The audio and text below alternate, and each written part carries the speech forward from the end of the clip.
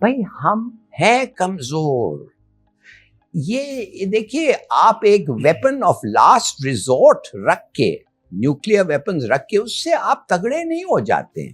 اور آپ بہت ویک ہیں, اتنے ویک ہیں کہ آپ اپنے لوگوں کو کھلا نہیں سکتے ہیں. سمیع صاحب $10 بلین کے کھانا آپ امپورٹ کرتے ہیں ایگریکلچرل کنٹری میں. جب تک آپ بھیکا وہ لے کے سب جگہ جائیں, $3 بلین سعودی عربیہ نے آپ کے بینک میں رکھا ہے, یہ نہیں کہ آپ کو دے دیا ہے.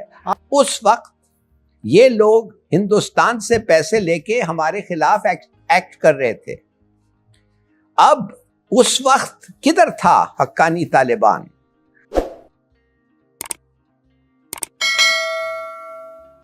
سری نگر اور UAE کے بیچ میں فلائٹس بھی شروع ہو گئی ہیں.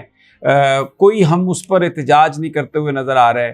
اور پھر ہم نے یہ بھی دیکھا کہ وہاں پر ڈسپیوٹڈ ٹیریٹری میں انفراسٹرکچر بلڈ کرنے کے لیے اتنا بڑا ایگریمنٹ UAE کے گورنمنٹ نے کر لیا ہے, لیکن ہم اس کے حوالے سے بھی کوئی بات نہیں اٹھا رہے.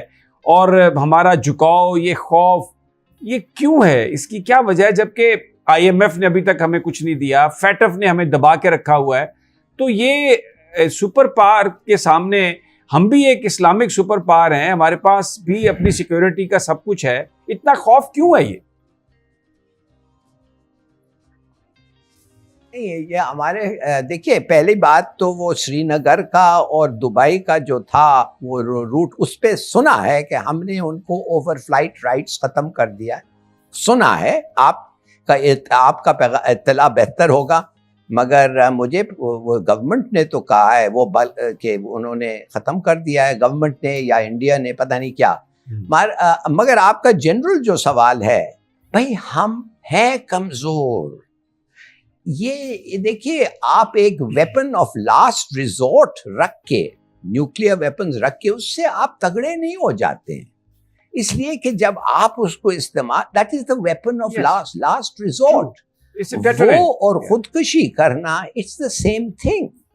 تو میں سمجھتا ہوں یہ بھول جائیں کہ آپ ایک نیوکلیر پاور ہیں. صرف اور صرف آپ یہ سوچیں کہ آپ اکنامکلی کدھر کھڑے ہوئے ہیں, اور ویئر اسٹرانگ اور ویک ہیں. اور آپ بہت ویک ہیں, اتنے ویک ہیں کہ آپ اپنے لوگوں کو کھلا نہیں سکتے ہیں. سمیع صاحب $10 بلین کے کھانا آپ امپورٹ کرتے ہیں ایگریکلچرل کنٹری میں. آپ کا ملک جو صرف اور صرف ایگریکلچر ہے اور کچھ نہیں ہے, آپ $10 بلین کدھر ہے وہ best irrigation system in the world? بھائی کیوں آپ نہیں اگا سکتے ہیں؟ اور آپ وہ ٹیکس بھی نہیں کرتے ہیں ایگریکلچر کو, پھر بھی آپ نہیں اگا سکتے ہیں. تو دیکھیے کیوں لوگ دیکھ کے کہتے ہیں کہ you are a feeling state. میں تو سمجھتا ہوں ان مینی ریسپیکٹس جو ملک اپنے لوگوں کو کھانے کے لیے نہیں دے سکتا ہے, امپلائمنٹ نہیں دے سکتا ہے, جو اپنے ملکوں کو ڈیفینڈ ٹھیک طرح سے نہیں کرتا ہے, جدھر دہشت گردی پھیلی ہوئی ہے, تو وہ ایک سمجھے اٹس اے فیلنگ اسٹیٹ.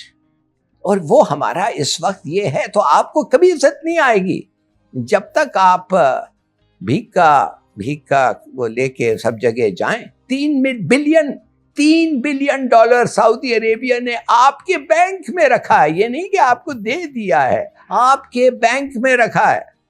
اور جب ان کا موڈ بولتے ہیں وہ کہتے ہیں واپس دے دو, اور اس سے آپ اتنے خوش ہو گئے. نہیں, اس کو تو بڑی کامیابی قرار دیا جا رہا ہے کہ بہت بڑی سفارتکاری, اور پتہ نہیں کیا ہو گیا, چھکا مار دیا جاوید میاں والا شارجہ کی طرح. اچھا, اس میں ہلالی صاحب تھوڑا ڈفرنس ہے ماضی کا, اس لیے کہ 20 سال سے افغانستان میں ایک امریکہ کی پپٹ گورنمنٹ تھی اور انڈیا کو مکمل ایکسیس تھی. تو جو افغان سرزمین ہے وہ استعمال ہو رہی تھی پاکستان کے خلاف, اور TTP کی وہاں پر سینکچریز تھی اور پوری ان کو سپورٹ مل رہی تھی ہر طرف سے. لیکن اب طالبان کی حکومت اس کو فیسیلیٹیٹ کروا رہی ہے, اور سراج الدین حقانی اس وقت وزیر داخلہ ہیں, اور ان کا آج بھی یہ بیان ہے, کل بھی یہ بیان تھا کہ جو افغان سرزمین ہے کسی قیمت میں بھی وہ پاکستان کے خلاف استعمال نہیں ہوگی. تو ڈونٹ یو تھنک کہ یہ جو اتنی بڑی تبدیلی ہے وہ مجبور کرے گی TTP کے رہنماؤں کو کہ وہ پھر جو معاہدہ انہوں نے کیا ہے اس پر وہ پابند رہیں, اس پر کاربند رہیں؟ آپ کو پتا ہے سمیع صاحب کہ جب امریکن بھی تھے ادھر تو کہا جاتا تھا کہ 50 سے 70% افغانستان پہ ان کا کنٹرول نہیں تھا.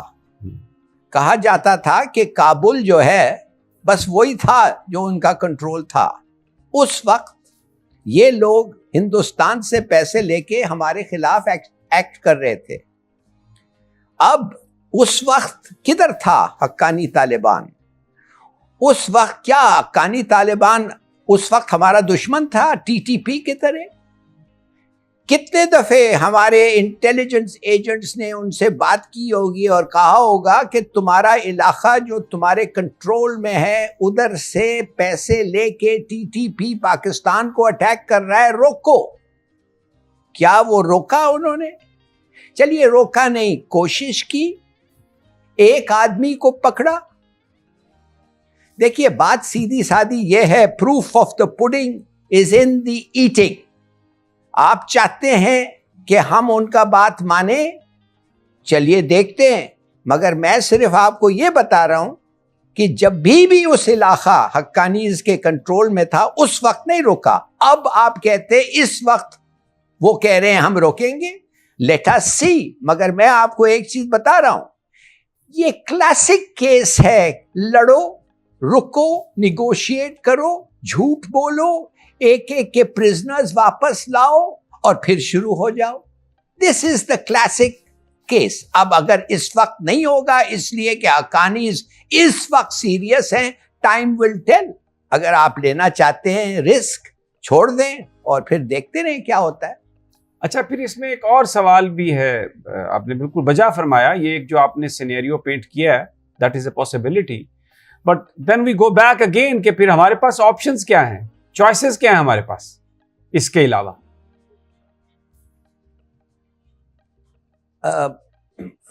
سمیع صاحب، آپ کا ملک کے پاس جب ایک قوت ہوتی ہے اور ایک کیا چوائس ہے آپ کے ٹیررسٹ کے خلاف؟ لڑو ان کے ساتھ، اور تو کوئی چوائس ہے ہی نہیں نا.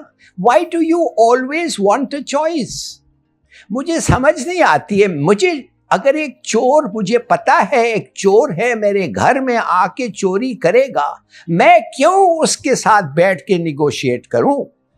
میں ہر چور کے ساتھ کروں let us come to a deal. بھائی یہ لوگوں کا بیک گراؤنڈ دیکھیں، بس کنڈکٹرز، گاڑی بس دھونے والے، یہ کوئی آئیڈیالوجیکل لوگ نہیں ہیں، یہ گینگسٹرز اور برگنڈز ہیں. They are not ماؤ سے تنگ like people. میں کہتا ہوں یہ وہ افغان طالبان کی طرح آئیڈیالوجیکلی ڈسپوز نہیں ہے.